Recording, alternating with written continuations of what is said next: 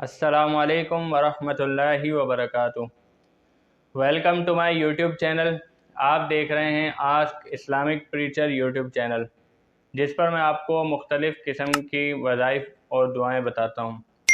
تو آج میں آپ لوگوں کو بتانے والا ہوں ایک ایسا وظیفہ جو کہ رزق کی تنگی کے حوالے سے انتہائی مفید ہے۔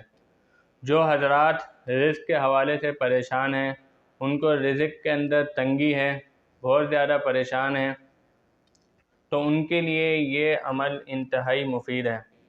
ہر نماز کے بعد وہ یہ 11 مرتبہ پڑھیں۔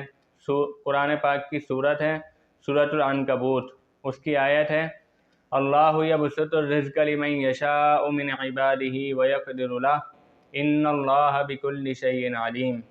یہ والی آیت 11 مرتبہ ہر نماز کے بعد پڑھیں تو انشاءاللہ تعالی اس کو رزق کے اندر جو بھی تنگی ہوگی، رزق کے حوالے سے جو بھی پریشانی ہوگی، جو بھی مسائل ہوں گے، وہ سب کے سب اللہ سبحانہ و تعالیٰ کے فضل و کرم سے دور ہو جائیں گے۔